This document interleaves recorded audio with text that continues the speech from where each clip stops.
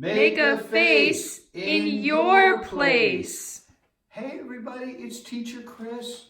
I am back with you with an art project that all of you in all my classes can do if you'd like to, and you can do it at home. But if you're a froggy, an owl, a ladybug, or a bear, you might want to get like a mom or dad or a big sister or brother to help you with this, because it involves finding some things around the house and arranging them. And at the end, if you really like what you made, you might want to get your mom or dad to photograph it on their camera. And then if they want, they can send it to the school where we can share it with our friends. But today, we're going to make a face in your place. I'm going to show you a face that I made in my place. But before I do, I want to tell you about one of the most famous artists who ever lived. He was from a country called Spain, and his name was Pablo Picasso. And the good thing about Picasso is he knew that you had to have fun sometimes to make really good art. And he had a lot of fun. And one time he had fun in his house. He found in his house some old bicycle handlebars and a seat from a bicycle. And he put them together. I don't know how he put them together, but he put them together and he made the head of a bull. Do you see the bull? See the bull's horns and his head? And he made it out of a bicycle seat and some bicycle handlebars.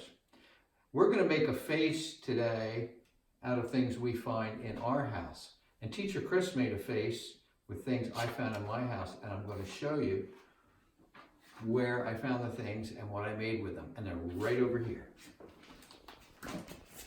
Now, you can see I used a piece of string to make a shape for my round face to get started. You don't have to use a piece of string. You can use a belt, or you could use maybe a belt of your mom or dad's bathrobe if they have a long bathrobe belt, or a piece of any kind of string, or you don't have to use string at all, because once you put the things down, they will look like a face. And I went to my kitchen and I found some really neat things. The first thing I found was the top to this container. And it's like somebody going, ooh. See the mouth? That looked like a mouth to me that was going, ooh. And then I found some measuring spoons, and I used this blue one for the nose, and I used the other measuring spoons for the hair that's sticking straight up. Then I needed some eyes. I found some little plastic lids on some kitchen containers, and I found some money that I had. So that's 10 cents and 10 cents for the inside of the eyes there. And then I cut a paper plate in half for some really big ears.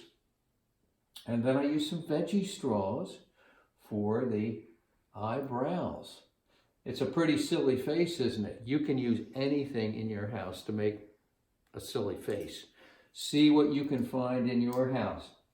And once you get done, if you get a really silly face, show it to mom and dad. And if you really want to send it to share it with your friends, you can send it to this address.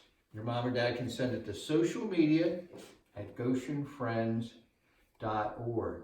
And I hope you have a lot of fun. And even if you don't send a picture, it's really fun to make faces out of things you find around the house.